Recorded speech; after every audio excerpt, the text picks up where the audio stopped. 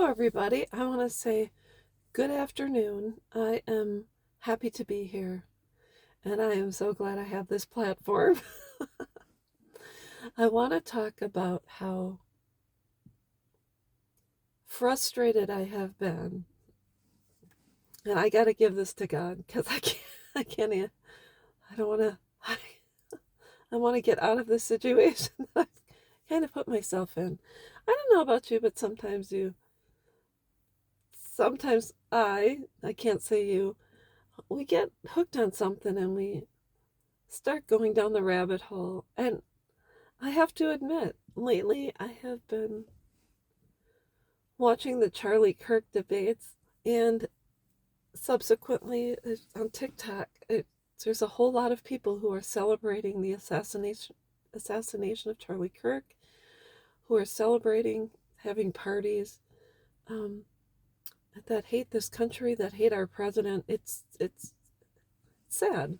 So I have to admit, I went down the rabbit hole, and there's someone on TikTok, well, I'm sure more than one, creating content which is hate filled. And I have reported a couple of videos, and TikTok will come back and say, "Oh, they have not violated community standards," which means TikTok has no standards, at least moral standards. So what did I have to do? I had to make the conscious decision to simply unfollow people, because I thought about this today and I said, people who spread hate will always have a platform. They will also have followers and their tribe, others who agree with them, celebrate them, and encourage them to continue making videos.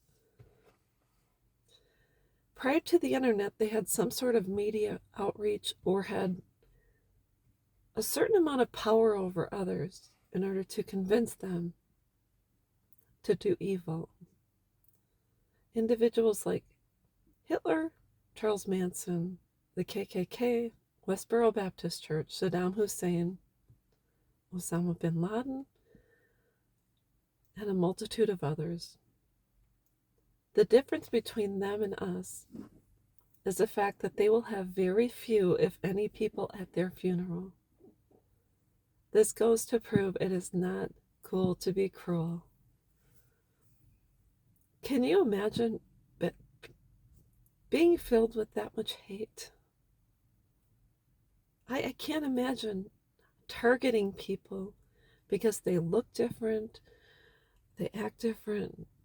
We then, if you're a salesperson or you have a certain way about you, it's very easy to get a hold of people that are weaker and get them to follow you because they believe you're a god, you're all powerful, the Wizard of Oz. Look at how many cults are out there. I mean, there's no shortage of people who are being led by others that have gone in to drink the poison. I forgot what it was called, or David Koresh, people that are able to gather others for their cause. But yet, there are so many more good in this world. If you look at the recent service for Charlie Kirk,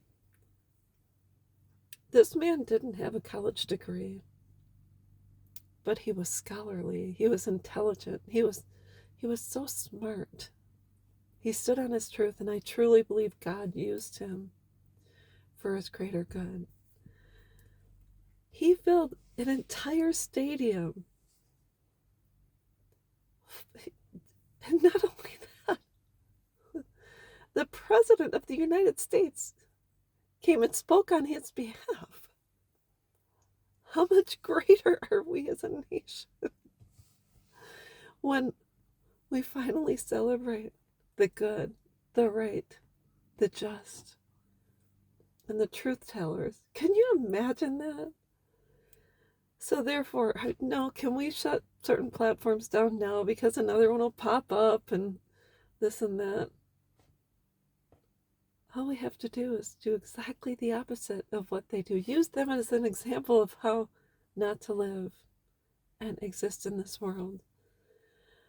I hope this helps someone. I know a lot of people are on the fence or believed one way, and all of a sudden they saw Charlie's message and saw his assassination and said, no, I gotta find out what this guy was talking about. So, anyways, it is not cool to be cruel. We aren't going to get certain platforms shut down. And last but not least, without evil, we would have no good. Without hate, we would not have love. And I can guarantee you,